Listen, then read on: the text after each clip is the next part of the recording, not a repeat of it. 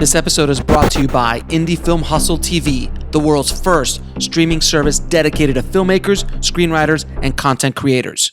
Learn more at indiefilmhustle.tv. I'd like to welcome to the show John Sayles. How you doing, John? Good. Thank you so much for coming on the show, my friend. I truly, truly appreciate it.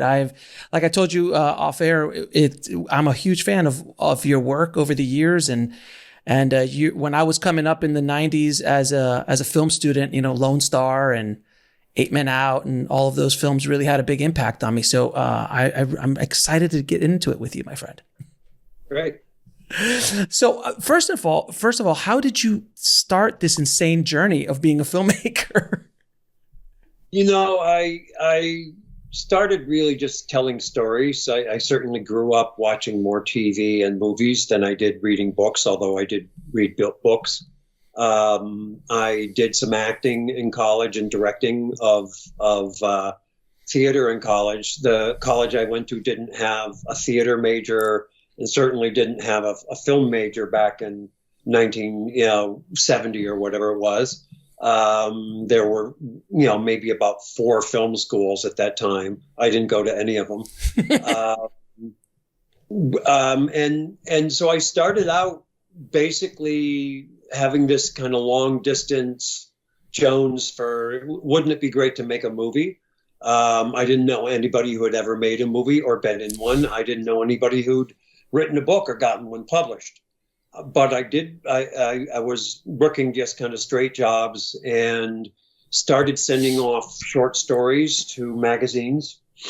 Got one published, got another one that the company said, well, could you expand this into a novel? And so I started as a novelist. I wrote 2 novels and a short story collection. And then a friend of mine who had produced and directed the summer theater I'd worked in, who I'd gone to college with, said, we know so many, good actors. And I had just started getting work as a screenwriter in Hollywood. Somebody had read one of my short stories. They worked for Roger Corman. He said, well, let's get this guy and see if he can do anything. And I wrote Piranha for him, which was a very successful New World picture. Mm-hmm. Then I wrote 2 other movies for Roger, and he was, at that time, a signatory to the Writers Guild. So I had to get paid minimum, which was $10,000 for a screenplay. Which I'm sure he hated. Yeah.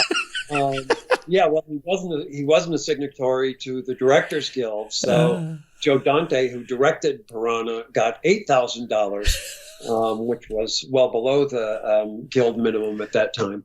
Right.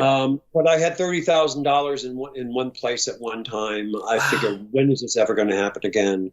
My friend who had run the summer theater I worked in just said, well, let's make a movie. And so I wrote Return to Quokka 7, and it's really the only time I've done this, where I said, here's how much money I have. Let me write something I can do well for that budget. Sure. And I had some vague idea about what, camera rental of a 16 millimeter camera and all that, very little idea really, because there weren't books about filmmaking or YouTube. Yeah. There wasn't internet yet. And so it was kind of on the job training. And I had 5 weeks to shoot. And we rented this old ski lodge near the theater that we had worked in, that we had lived in before, which became housing, set, office. Nothing I shot was more than a 5-mile radius from that. Mm-hmm. The movie was full of people who were right around 30, who were good actors, but not quite in the Actors Guild yet. And it was about people turning 30. So it was very much tailored to, as I said, what I could do for very little money. I had a crew of 7 who had made commercials in Boston, but never a feature before. They had 16 millimeter film equipment and could rent the rest of it. And on the first day, my first shot, I did a not that complicated tracking shot and timed how long it took to, get done. And I decided no more tracking shots in this movie. Lock the camera and a little bit of handheld. And we got it made somehow. And then got it made. I edited it just through a friend of a friend. We got a recommendation to submit it to a couple film festivals. One, the Filmex Festival, which used to be in Los Angeles, good festival. And then the New Directors Festival in New York. And we got into both of those.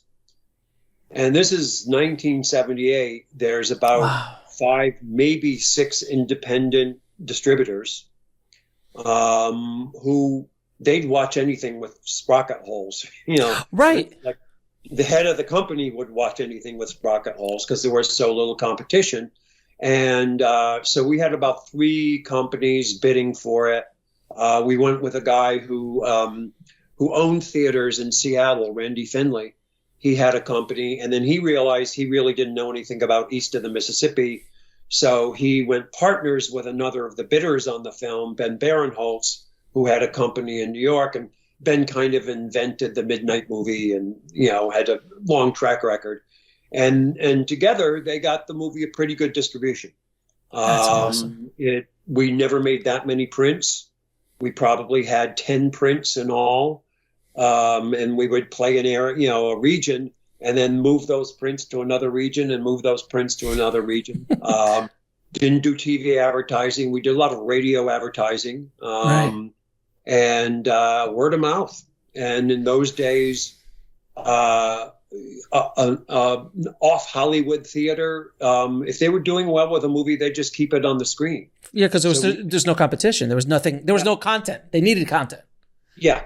But you would get in a situation like in Chicago, the art theater in those days was the Biograph, which is where John Dillinger was shot.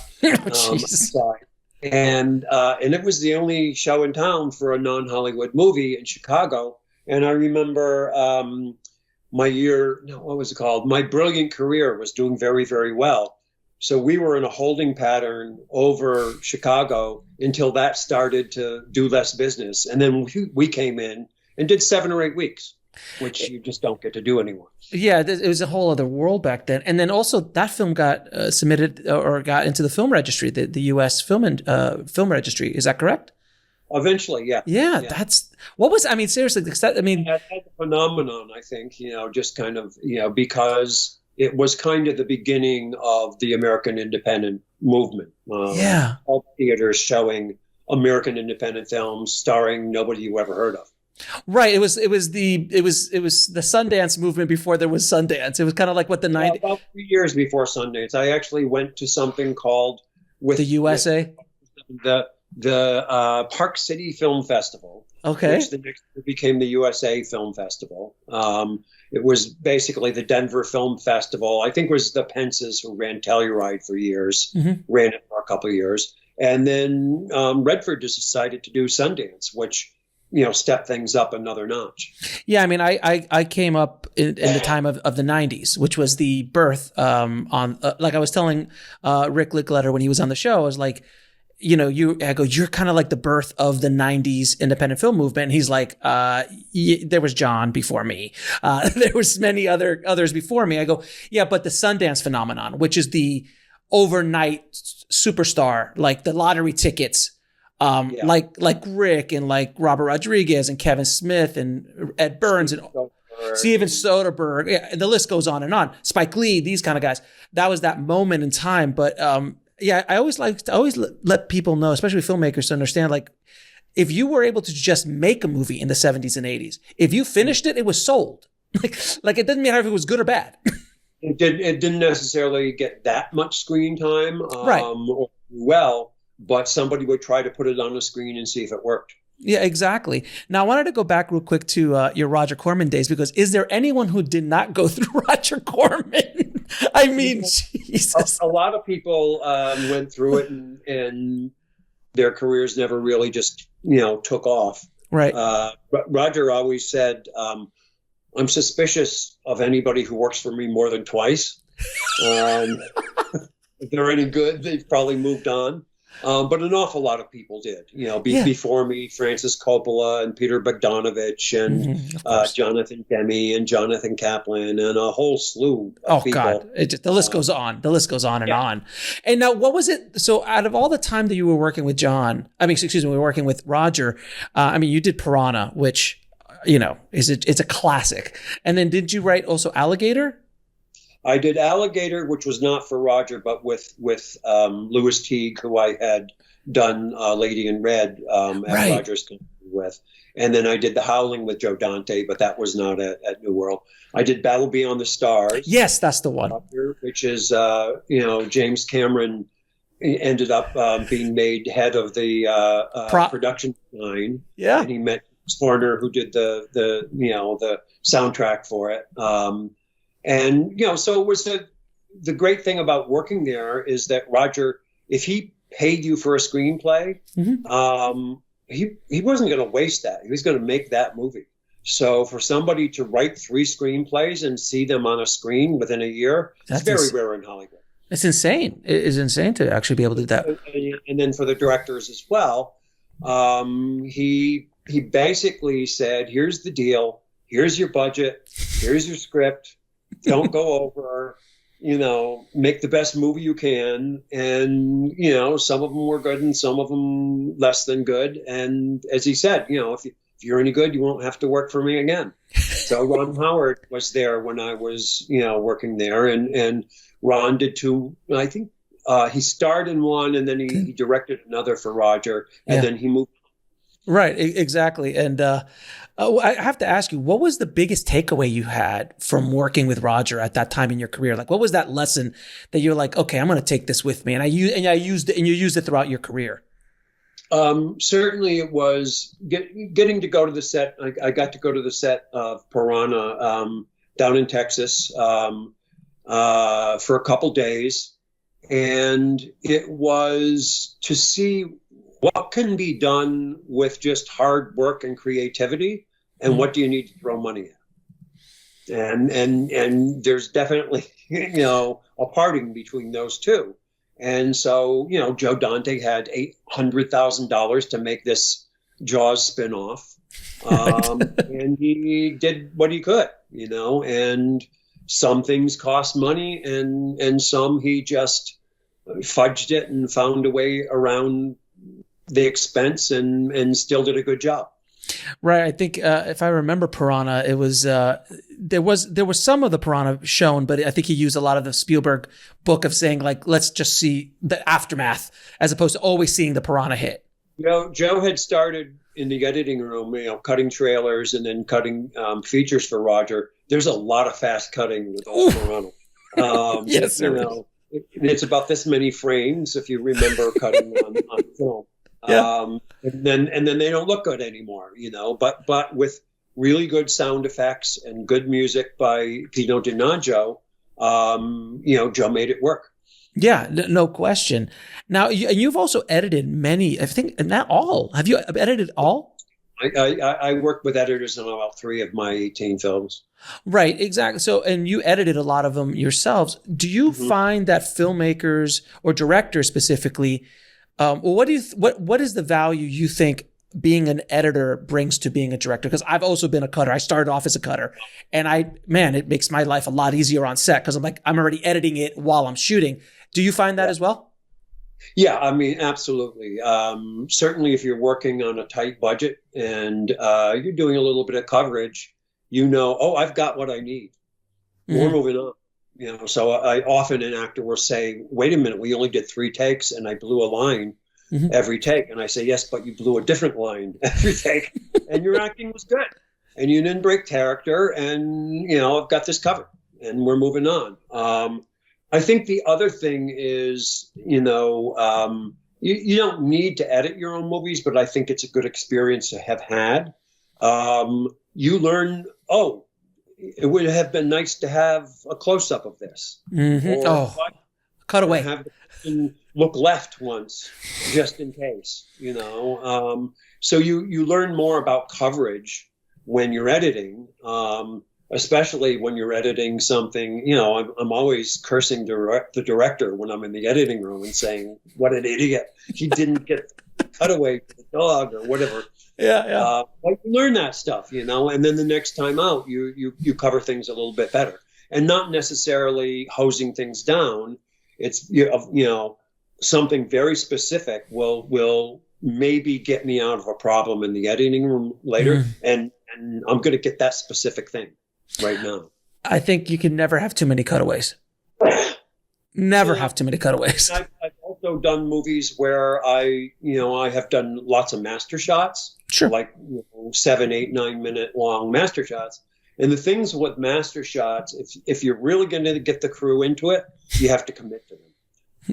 They hate it when they see you stop and do some little bit of coverage, because why are they busting their balls? Lighting and the movement. Yeah, and all that stuff. And so, when I do those, I really commit to them. Sure. And, build them up and rehearse them and everything. And then the great thing about that in your editing period is you come to that scene and you cut the slates off and you just cut 8 minutes and go to the beach. That is when you're able to pull off one of those long takes, you're just like, oh, great. That was an easy cut. It was 8 minutes of the movie I don't have to worry about now. It's wonderful. And usually that's the morning. 8 minutes is a great morning. Oh, absolutely. No question.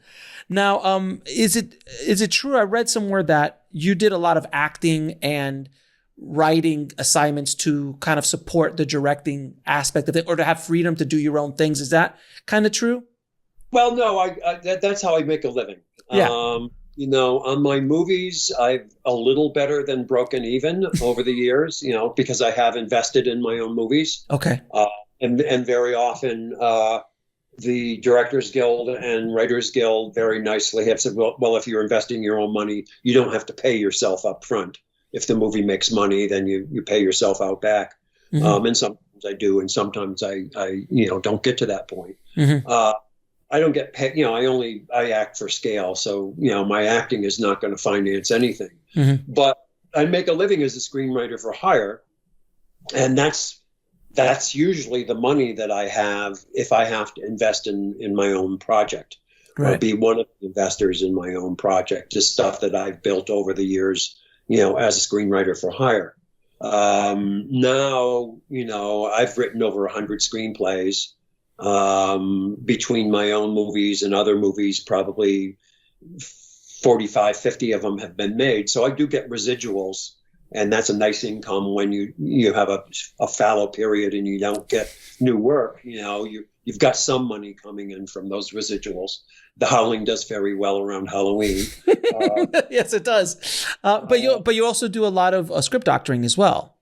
Well, not really doctoring. I do a lot of rewriting. Right. Yeah. I've occasionally done doctoring. I think twice in my life I've done something where they said, "Can you just punch up this character?" Right. Or can you run this through one time and that's going to be it? Generally, though, I'm given a script. They say, this isn't working. Maybe they have an idea of what direction to go to. And then they just say, well, take it from there. So something like The Howling, I had it. They gave me a script and they said, keep the werewolves, keep the title. Can go. And that was fine, and I didn't have much time to do it. And, that was good also, because then you don't get rewritten a million times by committees. It's always nice to jump on the bus when it's about to go over the cliff, because they're always, you can do anything to put the brakes on. They're happy about it. That's actually. But, yeah, I think, if you're not willing to bet on yourself, I know Mel Gibson has done it a couple times.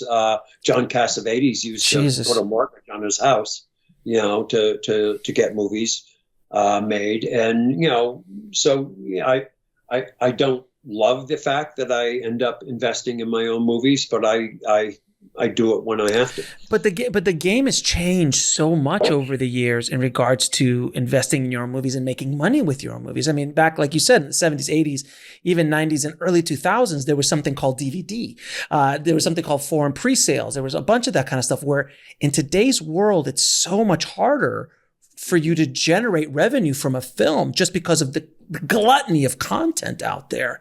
I mean, and you came up in a time when there was an ability to do that. I think it's much, much, much harder now. From my experience in talking to filmmakers, trying to sell today. There's not as much of an audience going to non-Hollywood films, right? In Twitter, even before COVID. That was kind of hard, traceable cash. I remember when Steven Soderbergh was the president of the Directors Guild, he had a study done, and it was something like 2% or less of directors' income was coming from their movies being shown on computers. Wow. And a higher and higher percentage of the people watching their movies were watching them on a computer. Sure. And so, he was just basically saying, the internet had not really been monetized for filmmakers. And now that more and more movies are made for things like Amazon and Netflix, mm-hmm. where they go into that thing, and who knows, money is not passing hands individually on that movie. How do you know? You get paid whatever they paid you to do it or to hand it over, and then you just don't know. Yeah, exactly. There was that leak a few weeks ago about that they paid for Squid Games, I think $21 million, but it's been seen by 180 million people. So if you try to monetize, I mean, can you imagine? I mean, that's a huge, but we don't get those numbers. So you're right. And I'd argue that the internet still hasn't been really, it's not really built to monetize for filmmakers now either. It's getting better, but it's not where it's not the olden days. Something existed like this. I'm in ASCAP, and because I occasionally write lyrics for songs in our movies. And in the early days of ASCAP, they just sampled a certain number of stations. Mm-hmm. This is before computers. And so if you just played on eclectic stations, you might get nothing, even though your thing was, playing here and there. You got nothing. And Michael Jackson got everything, because he had the one hit that was playing everywhere. Now, almost every outlet that plays music is on computer, and their playlist is trackable. So people are actually doing a little bit better if they're getting any playtime at all. Mm-hmm. But it's still, the Michael Jackson equivalent is getting most of the money. Right. But you're getting something. It's just that there's so much out there that it's diluted so many times. That ideal thing where you make something, a person goes and sees it, they pay money, and the money goes directly to you. There's not that direct a chain anymore. It was never that direct. There were like 5 little things in between you and those dollars. Sure. But no, it's like it's all on the cloud, and who knows how that money's going to float back to you, the filmmaker. Yeah. Now, you've written, like you said, over 100 scripts at this point in your career. How do you start the process? Do you start, if you're doing an original script, do you start with character? Do you start with plot? How do you start the process? I usually start with a combination of characters and plot. So for me, it's a character or characters in a really interesting, difficult situation.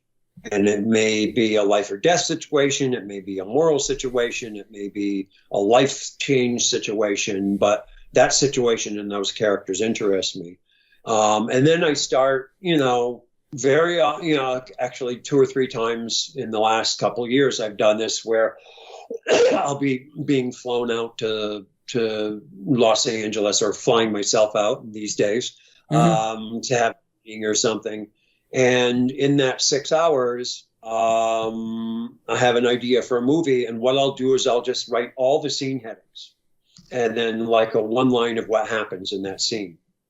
And by the time I get there, I have maybe 20 pages of scene headings, which is like an outline for a movie. And it's got, this, that it goes to this, and then it goes to this, and then it goes to this. And these are the places. And this is kind of what happens in it. And I'll look that over, and generally I'll just start filling it in. Now, as I fill it in, I'm adding characters. I'm, going into depth with those characters sometimes. Sometimes I have to stop and do research. It may be something big. It may just be, okay, what kind of weapons would they use? Right. I'm sure the, Homeland Security, I'm high on their list of, oh yeah, right, the screenwriter, he's blowing up the White House again. Google how to blow up White House. Not a good thing. Not a good thing to do. But yeah, it kind of, the plot and character come together. I write very fast, so I write a draft of a screenplay in about 3 weeks. Wow. And then generally, if I'm lucky, I'm working on something else, and I'll go work on that, and then I come back to it. Or even if I'm not, I'll just do something else for a week or two. And the way my head works, when I come back, it's like, who wrote this? I don't recognize it. And so then you can really be much more critical when you're looking at it and trying to make it better. Every once in a while, it's like, geez, that's pretty good. And other times it's like, ooh, boy, that's brutal. Got to work on that.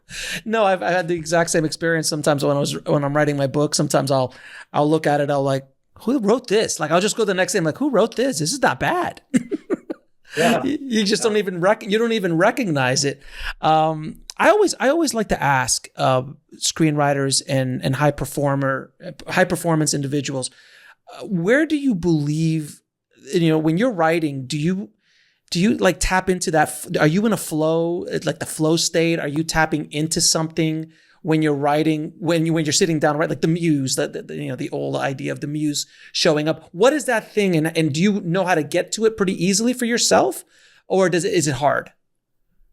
I still write novels. I've got a novel coming out late next year. That's like 800-page novel. Wow. And you do movies for a while, and you don't do anything for a while, and then you decide, okay, I'm going to try to do that thing as a novel. And there's like, for me, about 10 minutes of, do I still remember how to do this? And then I get interested in the story. And then, oh, this could happen. And oh, this could happen. And oh, this connects with something else. And then you're into it. And so there really is like a zone. Mm-hmm. And I'm lucky. And then I've never really had that, writer's block thing, which is, and part of it is that I'm willing to just kind of, keep moving and say, better writing here. I'll work some of that out later. I don't know how to do this scene yet, so I'm going to go to the next scene and write that, and then maybe I'll know when I come back. So you just keep going forward. But I get into the zone pretty easily, and I like writing, so it's fun, to see where the story's going to go, and I could connect this with this and all that. There's a lot of problem solving to it, so there's kind of almost like a crossword puzzle kind of thing. It's not something that's already there. You're creating it, but to make those connections and to build one thing on another. And then you always get to rewrite. Right. So I don't too much about anything being perfect while I'm doing it, because I know I'm going to go over it. And, half of the writing that I've done for hire has been rewriting other people's stuff. And I'm always happy to keep the good stuff, and, or the structure, if that's what they want me to keep. I'm not shy about, that's a great line. I'm keeping it. I don't care if I wrote it or not. Right. Now, you've also directed some amazing actors over the years. And I've noticed that you kept a lot of the same actors. You kept working with the same actors again and again. Do you have any advice for filmmakers directing actors? How do you pull a performance when an actor is not going exactly where you want to go? Well, some of it's just trust, and that's one of the reasons to work with people that you've worked with before. Right. I tend to have big casts, and you've got 20 people in the cast, and 8 of them are known to you. You've worked with them before. That's like oh, I don't have to juggle 20 balls. I can put 8 of them on the floor, and I only have 12. Right. To figure out how. You're there to help the actor, and the actor's there to help you. It should be mutual. And so the first thing you want to do is really talk to that actor beforehand about who's this character. And I mean before you get to the set. So I write a bio for every character. Even if the person has 3 lines, I write a bio for them. The bio may be longer than their screen appearance. 4 pages is the most I've ever gone with anything, and it might be like a short story or something like that. And that's the stuff that's not necessarily in the script. How long have you been married? Where's your life going right now? All those kind of things that would be helpful that an actor would have to make up themselves. I want to make those things up and steer them in the direction. Then you talk to the actor, usually on the phone in my case, because I can't afford to bring people in for rehearsals before I start the shoot. Just so you're on the same page. And then on the day, really what you want to do is just set the scene for the scene that they're going to be in, and then watch what the actor is going to do. That's where you start. Now, that may not be where you finish, but what you want to do when, you're hiring actors because they're good and you think they're right for the part. Every once in a while, I've had an actor who really interpreted, without changing a line, something very differently than what I've imagined, and I've liked it better than what I imagined. That's why you want at least that first take to see where they're going to go with it, And then you start to say, you do these things incrementally, is okay, let's bring it more in this direction. Because, all you're really, giving actors is direction. You're not teaching them how to act.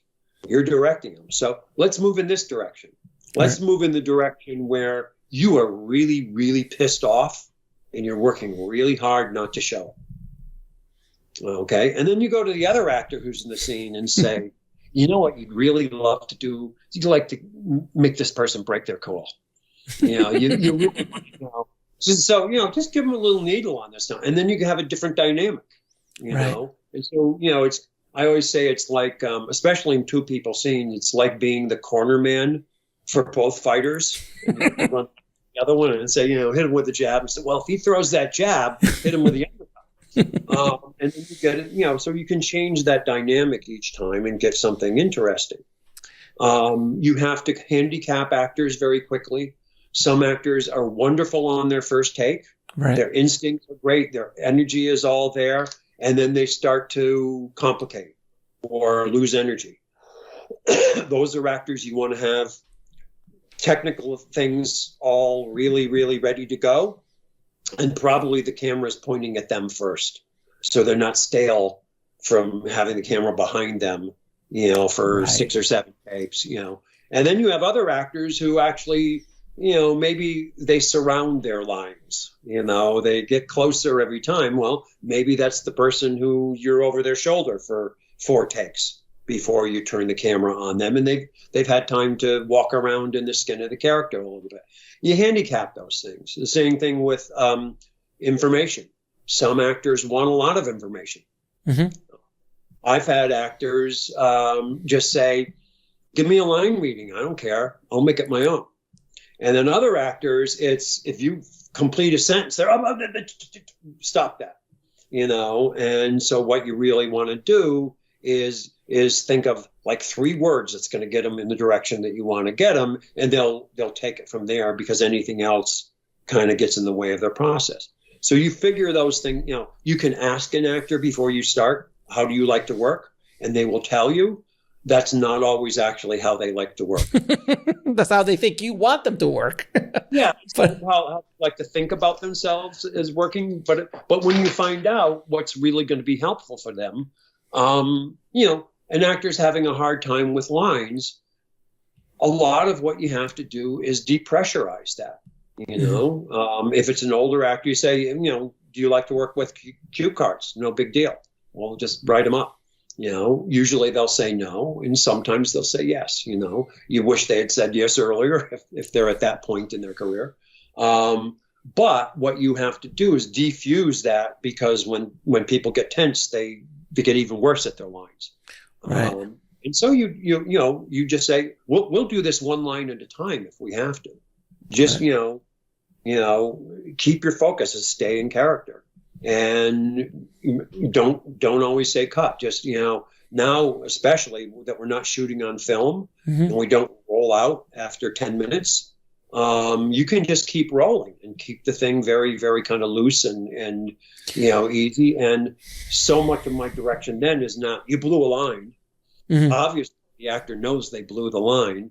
It's, you'll get the line.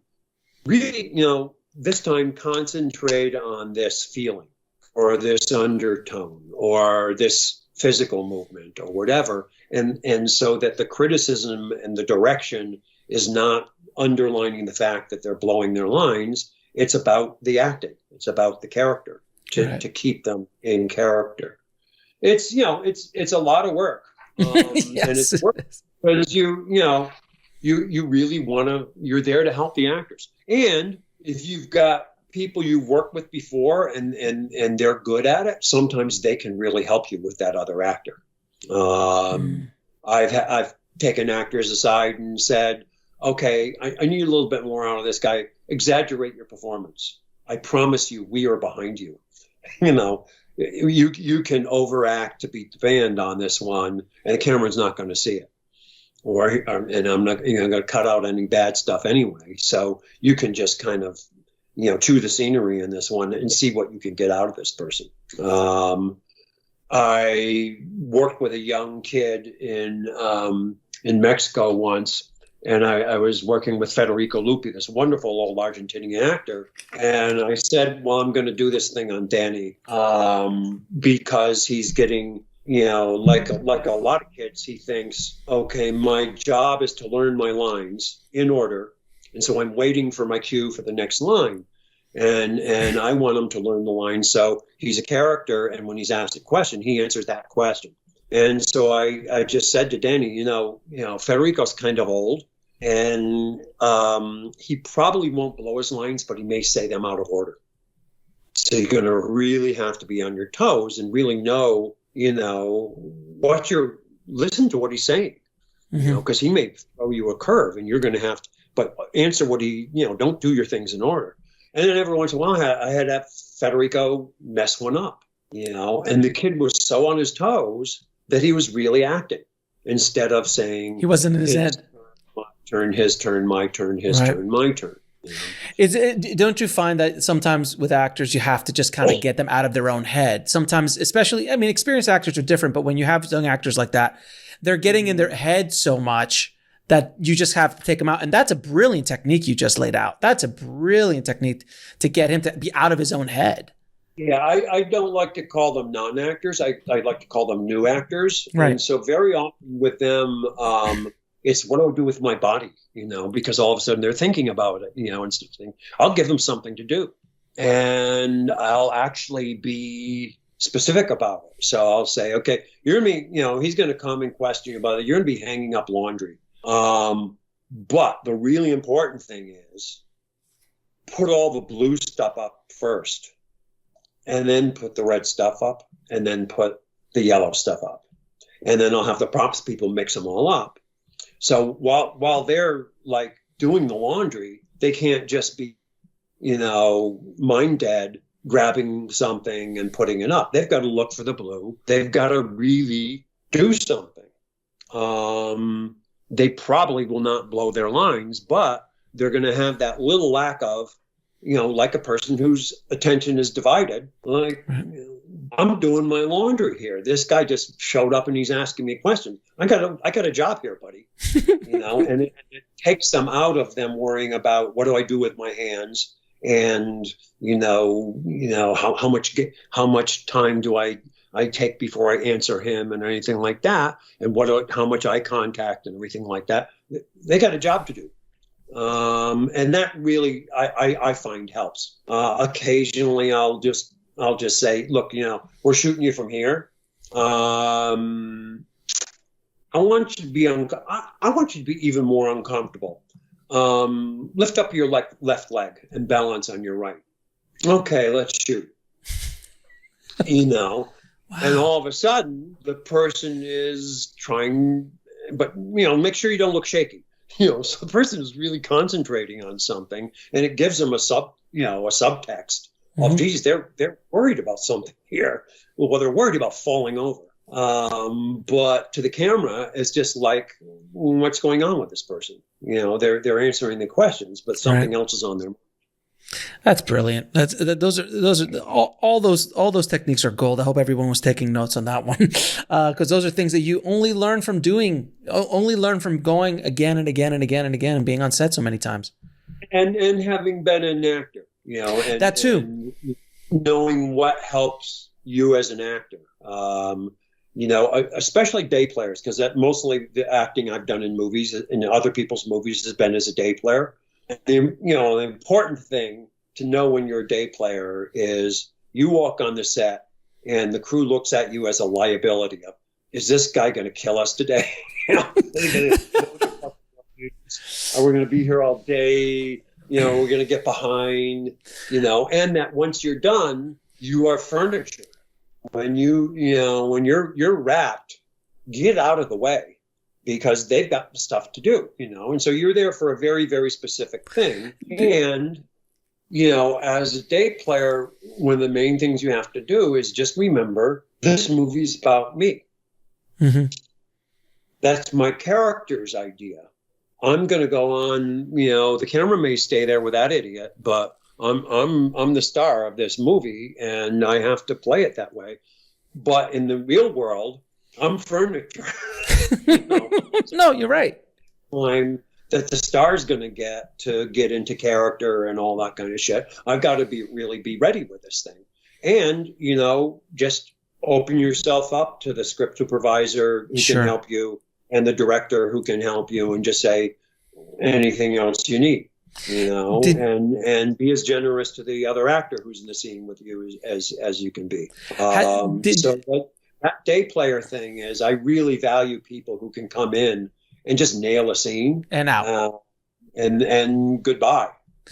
Did you ever, on one of those times that you acted in someone else's project, did the director pull you aside and go, John, what do you think about this scene? How do you think I should shoot this?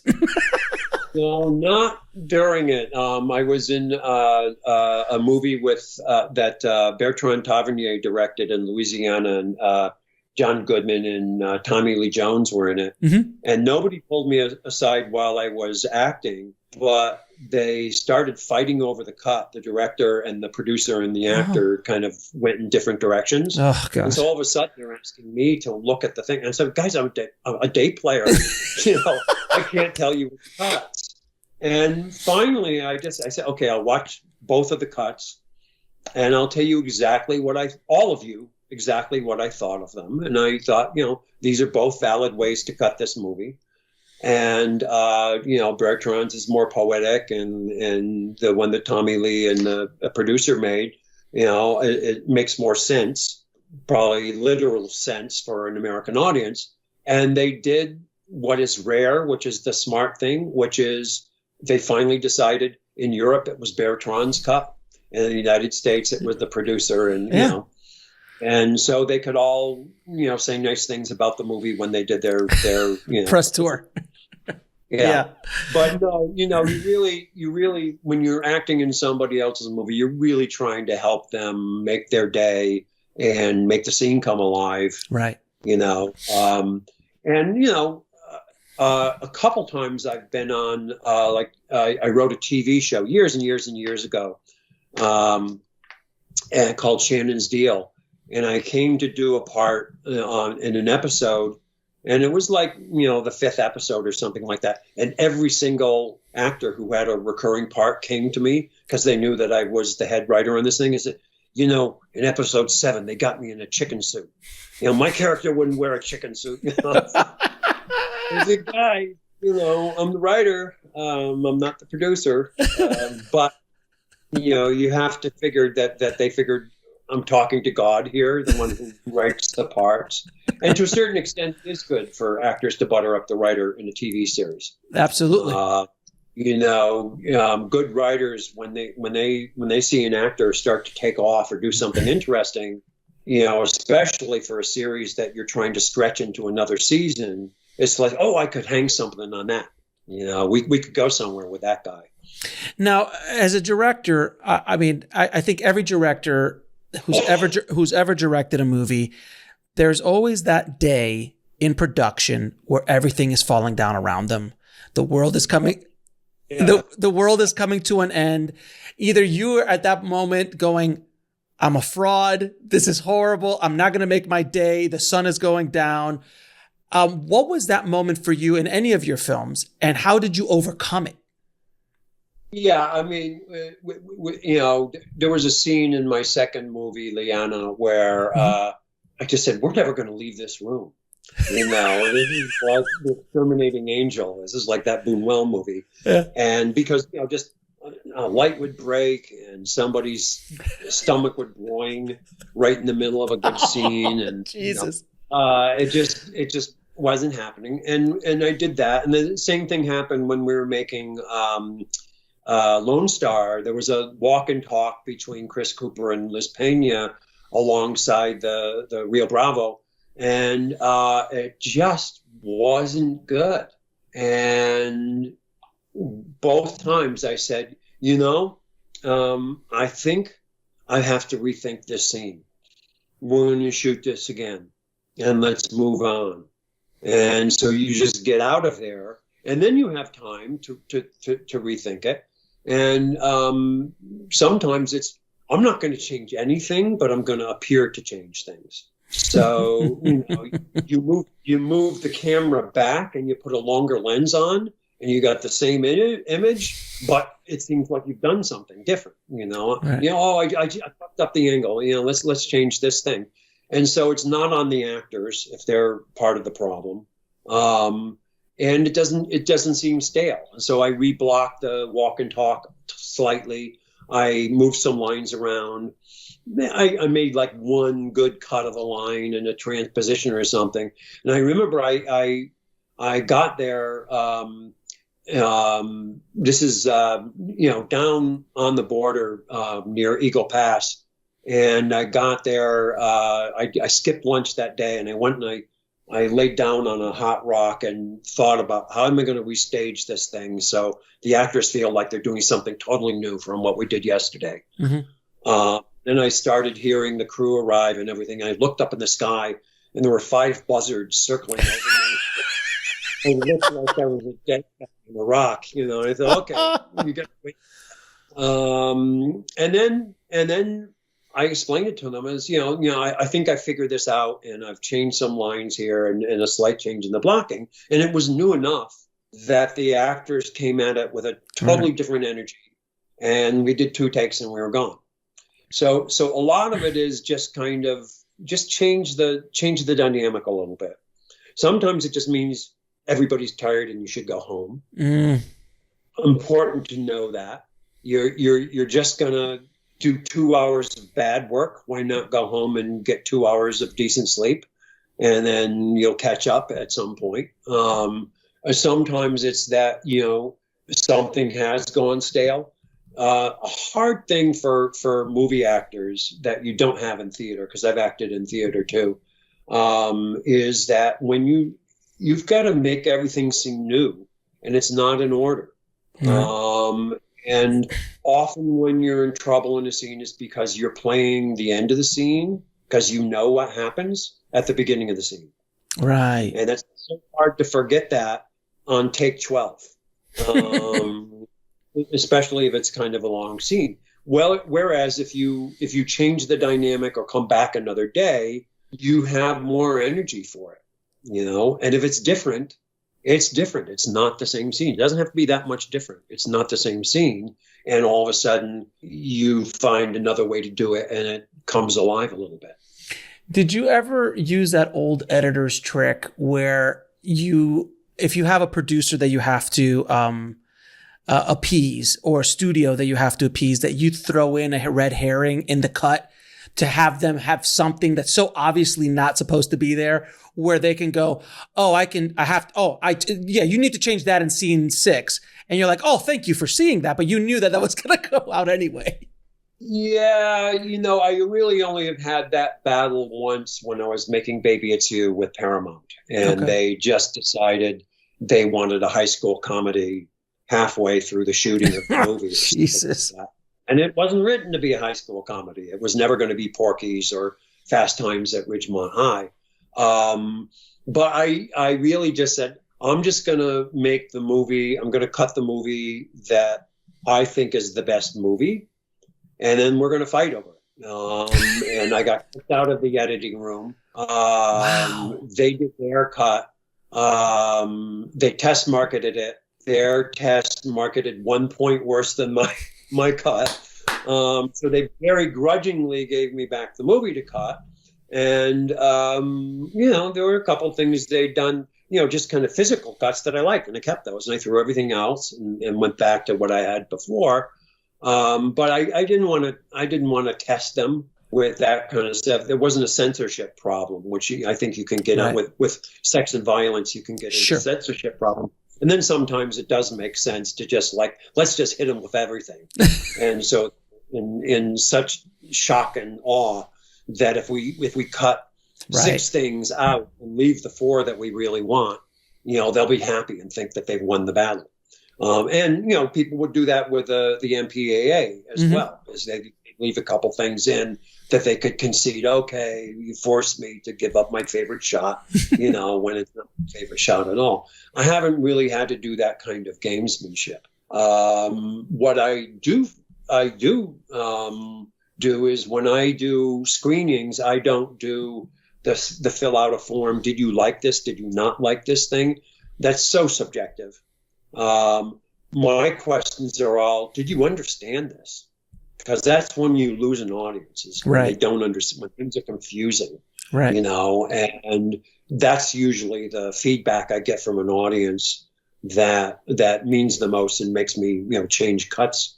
And then also just kind of sitting with my back to the screen and watching an audience watch it and feel them reacting to the picture, Mhm. and does this seem like they're treading water a little bit? Should we get to something quicker? Yeah. It's good to have, people who did not work on the movie see it, but people who you think are going to like it or could like it.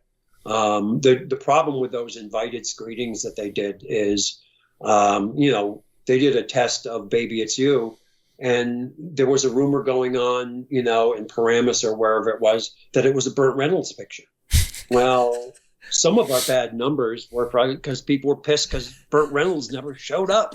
The son of a bitch. When's Burt Reynolds going to show up in this movie? Yeah. Now, in your film Lone Star, honestly, when I saw Lone Star, I probably was in film school or right before it. And I, for the first time, really saw the transitions you did to transfer time. I remember like it was all in the same shot. So you'd start off in the bar and you would pan over and then it was in the past. And it was done so masterfully. Where did you get the inspiration for those shots? Because I've seen Coppola do it in, not with time as much, but I thought on Dracula and in Tucker and things like that. But yours was the first time I really kind of noticed that mastery in that scene transition. Did you get inspired from somebody? Or did you come up with that? No, I had seen, tricky master shots before and stuff like that. I think there might have been a couple Italian movies who might do that once in a film or whatever. Sure. But I actually like those kind of transitions. I remember I wrote the screenplay for Clan of the Cave Bear. Yeah, Daryl Hannah. And originally it was going to be a TV movie. And in the TV movie, you had like 7 commercial breaks. And so when there was going to be, a time montage, you could get rid of the time montage and just, you cut to a commercial break. And, we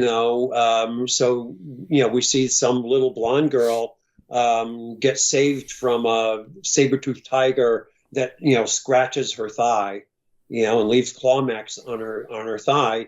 You cut from that to the commercials, and then 7 minutes later, you cut to Daryl Hannah's thigh, and it's got this scar on it, and you pan up to her face, and it's Daryl Hannah, and that many years have passed.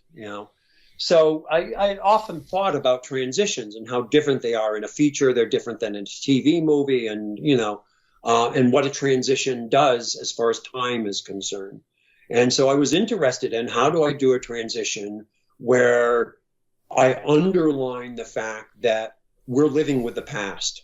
Mm-hmm. It's not, this is now, that was then. Mm-hmm. It's, this is now, and then is right on our shoulders.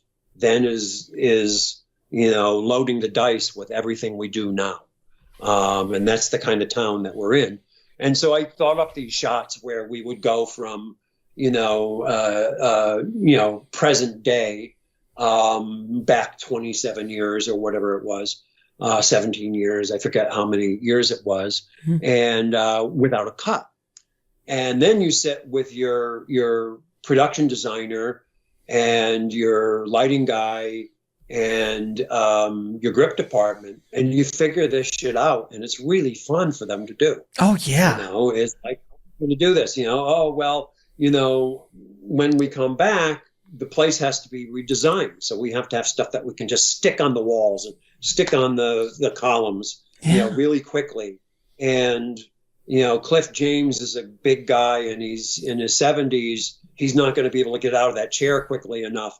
So we're going to have two grips, lift him in the chair up and run ahead of the camera and get him on. Oh, those are the best. Those are the best. I love those shots. And, we had other ones where we're going to start on two cops walking down the street being harried by these two civilian ladies. And then as they go behind the car that they're going to get into, our camera operator is going to step onto a platform on the side of the cop car that has to be slid in after the driver gets in. So that I need to give him two lines there for that to happen. When the guy slides in, he shuts the door. We hold on the guy on the other side still standing up. But by the time we come down and look through the window, there's this platform. Our DP operator has stepped up on it, and they can drive away with him. And now we've got a moving two-shot without a cut. And then they can get out, and we can follow them into a building, Well, those, for a grip department, it's so much fun. There's guys sliding under cars with Makita drills and, and only pulling the trigger in between lines and stuff like that. And, putting magnets on with light units on the front of the car because you saw the car first, right, naked, and it's got to have all this rigging on it, and that's maybe half a morning of rehearsal just for all that mechanic stuff, and then you start working the actors in, and we'd make 3 takes, and then it's lunchtime and you're done. They're so much fun. And satisfying for a crew and for the actors and stuff. And there's a nice kind of energy and spirit for the actors that comes with them. Mm-hmm. There's the challenge, you're doing a 9-minute scene and you come in at 8:30 and you have 3 lines. You don't want to blow those lines. The actor pissed at you. Oh my God. And we had that guy who had the last line blew his line because he'd been waiting for so long, and we said, well, just do another one and you'll be better this time. And then slowly you go, you better be better this time. Now, I have to ask you, you also got to direct a young up and coming musician back in the 80s by the name of Bruce Springsteen. How did you get hooked up with Bruce and direct some of the most iconic music videos of that era? It kind of evolved when we did "Baby It's You," which was set in Trenton, New Jersey, and during the '60s. And even though the music that we used wasn't from that era, there were 4 songs of his that I really felt like iconically belonged in that movie. And they're not coming from jukeboxes or anything, so we're not pretending they were written then. They're kind of the more authorial music in the movie. And we just contacted his management and said, look, we would love to use these songs. We're going to cut the movie together, put the songs in. You get to see it. If you hate it, we have backups. If you like it, we'll make a deal, you know. And then, as it turned out, they liked the movie. They liked the way the music was used, and were very generous with their half of the music rights. Right. I think the record label, the performances, they owned the publishing, and they were very generous with the publishing, which was, you know, great because, you know, we could buy some other songs. So we had that contact.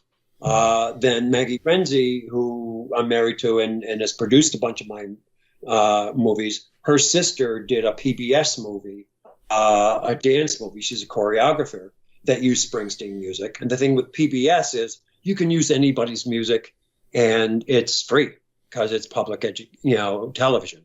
So if you saw the Vietnam series that Burns did, every hit of the 60s. You're absolutely right. I never thought about that. Thrown away, 28 seconds of Rolling Stones in the background because you don't have to pay for them. Oh my God, I never even thought about that.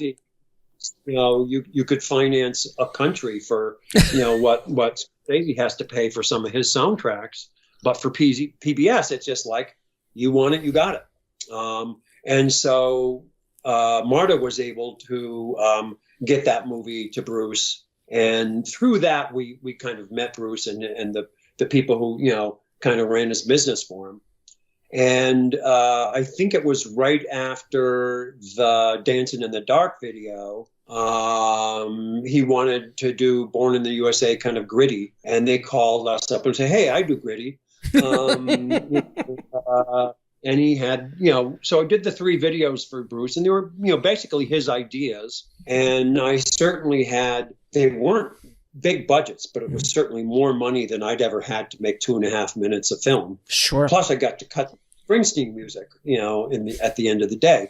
So they were really fun to do. A little difficult in the case of Glory Days in that he had just gotten married and was more famous than anybody on the planet for, about 3 months. And so I remember we were driving out to where we're going to do the intro on a baseball field. And there's like, a rock and roll station helicopter following us, reporting where our, what's going, just in case we need more people hanging out and screwing up our shot. Oh, Jesus. But they were fun. And the E Street Band was fun. For the first one, we got to film 4 concerts. So we got to see 4 Bruce Springsteen live concerts. At least 4 sitting clothes every night, so that there was some continuity in it. But that was kind of when, rock videos, I think there was an important role that they did for upcoming directors. Mm-hmm. So many upcoming directors cut their teeth on those with a real budget, with cranes and fog and all the shit that you usually can't afford. Techno cranes and stuff like that, yeah. Yeah, creative things with them. So that was a nice era, I think, for upcoming filmmakers. Especially the 90s when like the Finchers and Michael Bay and Fuqua and Spike Jonze and you look at some of those old Fincher, like Aerosmith, like Janie's Got a Gun. It's a masterwork. I mean, he had all the money in the world. It was insane. Yeah, and many of them are kind of like very small movies with all the kind of dialogue cut out, and they had to look good, and it was very competitive, those kind of things. And the record companies still kind of existed and still had money to spend on those things. Oh God, so much money in the 90s. Then it disappeared fairly quickly. Yeah, I remember working in Miami when I was coming up as an editor and working like $200,000-$300,000 budget music videos on like B and C level acts. Not like A levels would be getting $500,000, $1 million and a half. It's insane. It was a different time. Which are feature films in my world.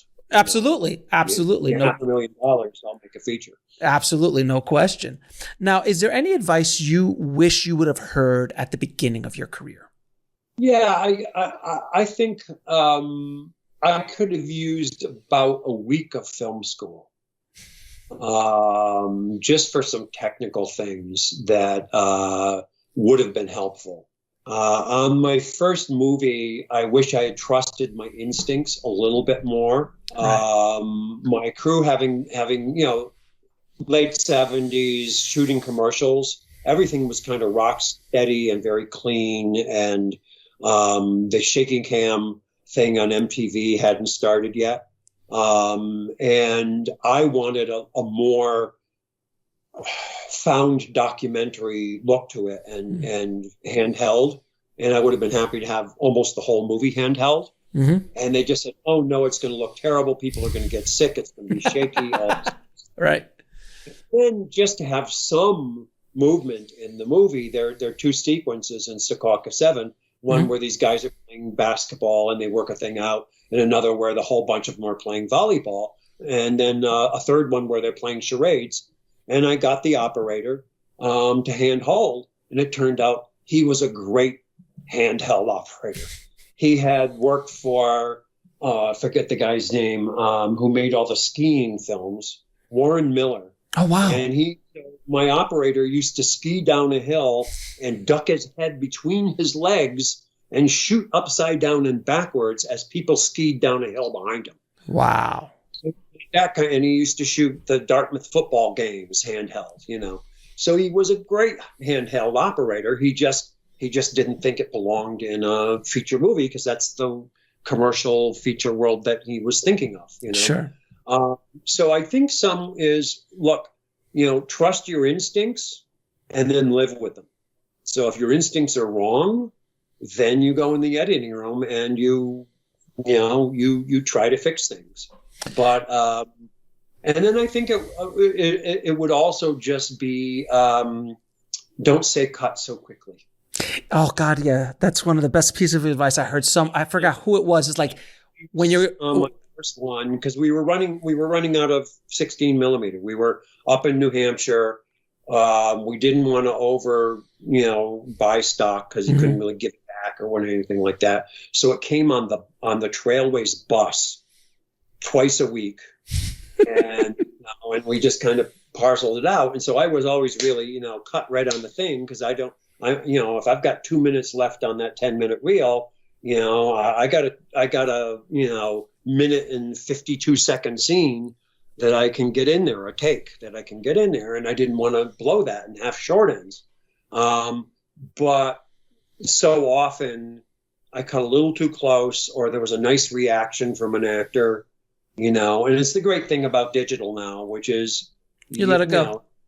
I saw, I think it was Tom Hanks and Matt, what's his name, on a show, who had done a Clint Eastwood movie. And they said, so because Clint Eastwood is, notoriously low key on a set. And, instead of action, it's kind of, okay, let's get into this, guys. And right. They were saying that they had to get used to Eastwood saying when he was done with something, okay, that's enough of that. Which is better than cut too quickly, But there is a nice thing, which is that sometimes what you get at the very end, it may not even be for that scene. But yes. There's a reaction. It could be a face because they hated their take, but that face can work. Yeah. I heard that same advice somewhere. Someone said, like, when you're about to cut, wait 5 seconds. Yeah. Just hold it for 5 more seconds, even when you want to cut, because you just never know. And I've been in the editing room so many times. I've grabbed a look, a movement, something from exactly what you just said, an actor hating their take or something, going like, ugh. And it's perfect for another scene. I also learned early, doing conversations, especially, to just say, okay, keep going, stay in character. Okay, look left at the guy. Now look right at something. Done. And every once in a while, you need that right look, or that left look, and you don't have to flip something and have the logo they have to digitally remove. Yeah. Now I'm going to ask you a few questions to ask all my guests. What advice would you give a filmmaker trying to break into the business today? I would say, you're a filmmaker, make a film. And importantly, do something that you think you can do well. So let's say you wrote a nice 90-minute feature, and it can star, new actors or people, kind of a mixed bag of people who are pretty good actors or very new at it or whatever. See if you can go out and make that movie for no money, with the best equipment you can get, and then call it a rehearsal and look at it. And if there's 20 minutes that you think is great after you cut it together, you have that to start showing around. You may get to make that very movie again with ideal people, some of the same, some of different, whatever, and you've already had a great practice run. But really learn what works, what you did well, and that's what you show. But I think the best way now to get discovered is not, necessarily knowing somebody or, showing, oh, my film school teacher thought I was wonderful, which it's, is to have something to show, and then you're going to have to give it away. You have to put it online, and try to, get it seen wherever you can. Volunteer, if you got a film school near you, if you're an actor, you volunteer to be in all those movies. I got Chris Cooper for Make One, who had never been in a movie before. He'd done quite a bit of theater, because he was in my production office coordinator's student film at NYU. Nancy Savoca had used Chris Cooper, and when he was just an acting student in New York, and she said, "You got to see this guy." He volunteered, and he met Nancy, and he did a good job in her film, and she really liked working with him, and she talked him up. So as an actor, just find out who's making movies and say, here I am. I'm not in the guild yet. I'm giving it away, And, yeah, and and it worked out with you and Chris. He's done okay for himself over the years. Yeah. And it's if I hadn't discovered him, somebody else would have. But in those days, I somehow got away with making a $3.2 million movie with an actor as a lead who'd never been in a movie before. That's insanity. That's not. Yeah, that's insanity. That would never happen in a million years now. It just doesn't. Yeah. But I mean, I think, think about, you've written a bunch of scripts. What's the one that you could do for almost no money with friends, and it would be watchable? Wouldn't be ideal. It would be watchable. Or is there a scene from it that shows, some part of your directing that you think is really good, or somebody you're writing that thing, you just do that scene. It's doable. No, it used to be that would cost you money. Even on an amateur level, it would cost you money. You'd have to buy film stock and rent, 16 at least equipment. Now it does not have to cost you any money. And here's the thing, though, about that, which is you and your collaborators. The hardest thing for you to survive and stay friends will be success. That's great advice. I've seen this happen a bunch of times.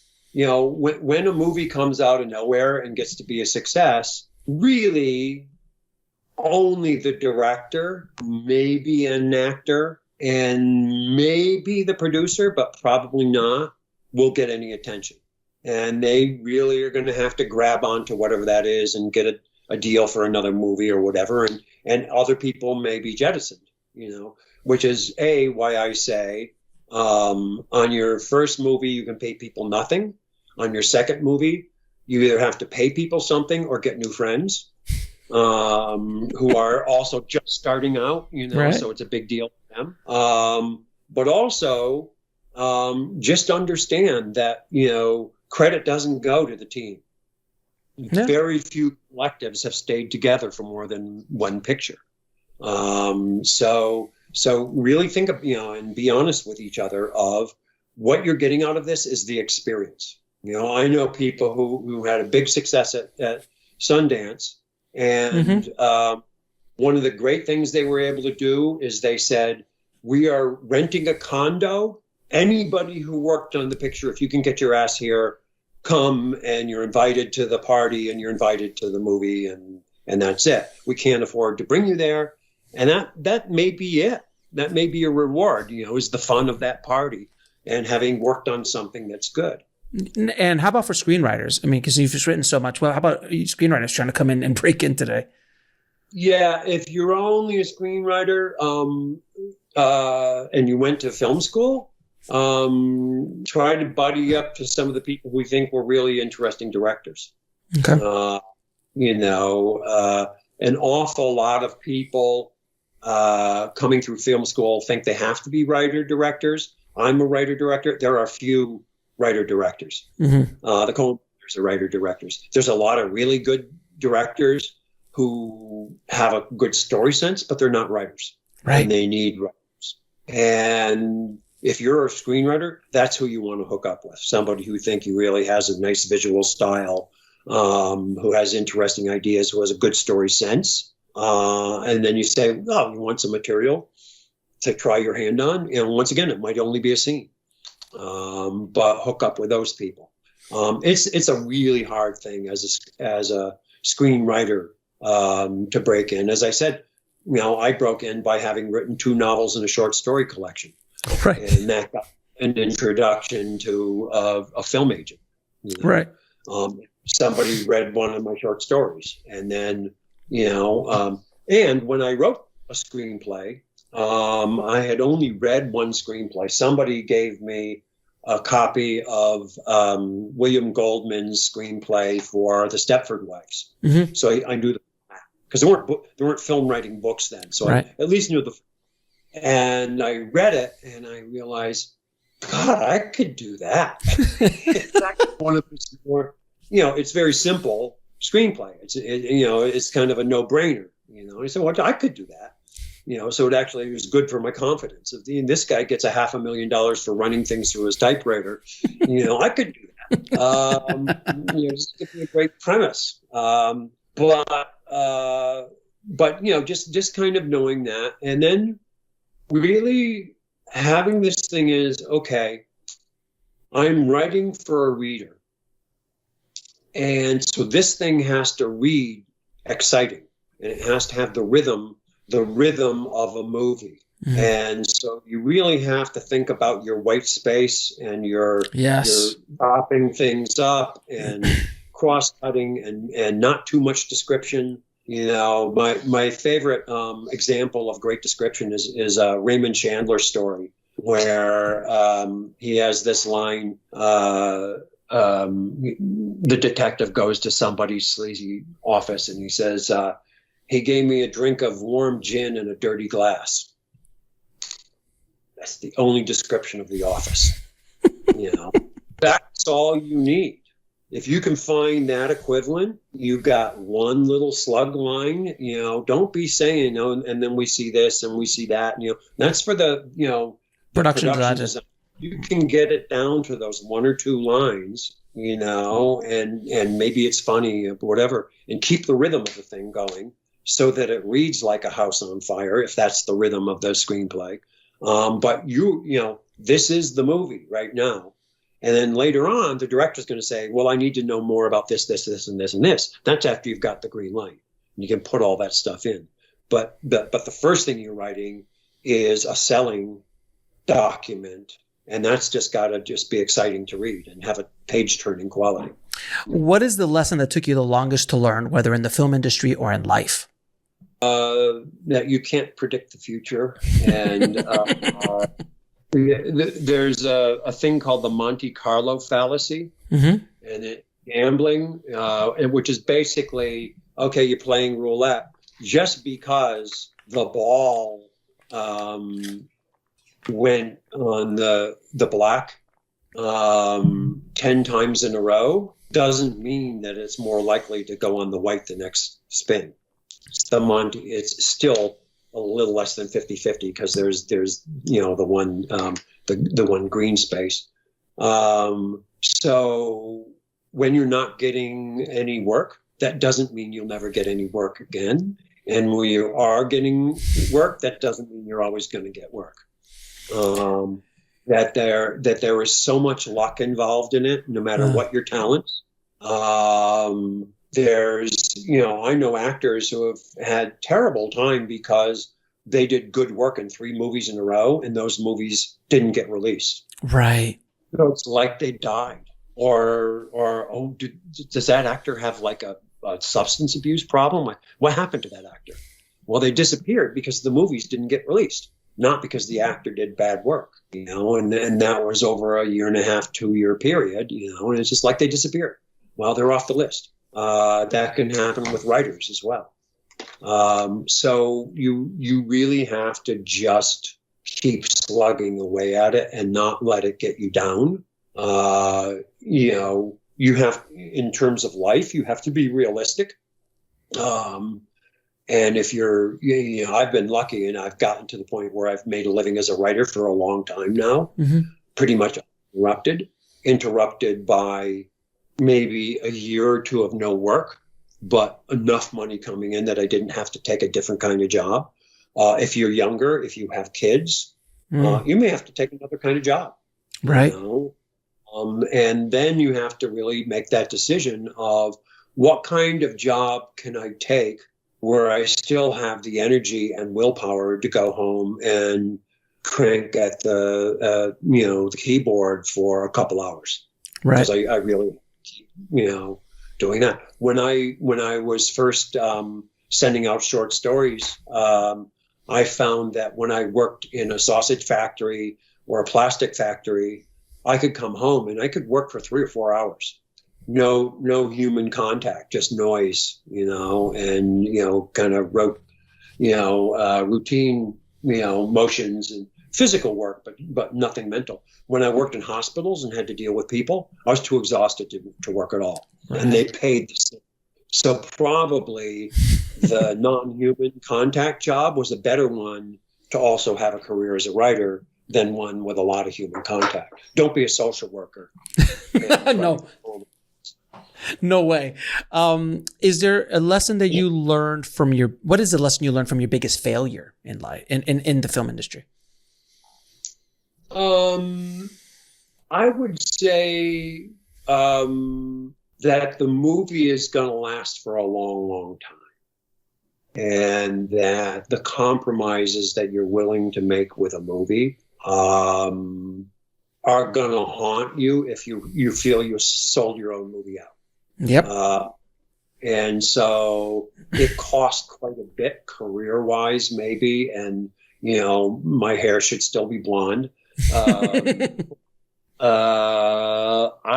hung in and, on Baby It's You. And I said, look, you financed this movie. It belongs to you. I'm just not going to put my name on it unless it's a cut that I believe in. And finally, it was one of those deals where they kind of threw it back at me and said, okay, cut it the way you want to. And then pretty much told people, do not do any work on this movie. We're going to let it escape. We're not going to release it. And so there was kind of a vindictive release of the movie. Which is so counterproductive. But, that happens it especially happens when new people take over a studio and they kill the cubs, But in this case, it was like they had some other successes and they just wanted to get this thing off their hands and not look bad.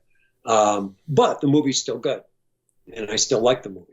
So I don't have to kind of say, oh God, I wish I had held out, and so that was, in some ways it was a failure because the communication broke down and, didn't go as well as it should have. On the other hand, the movie turned out the way that I thought it should. Good. And last question, 3 of your favorite films of all time. Yojimbo. Amazing. Of course.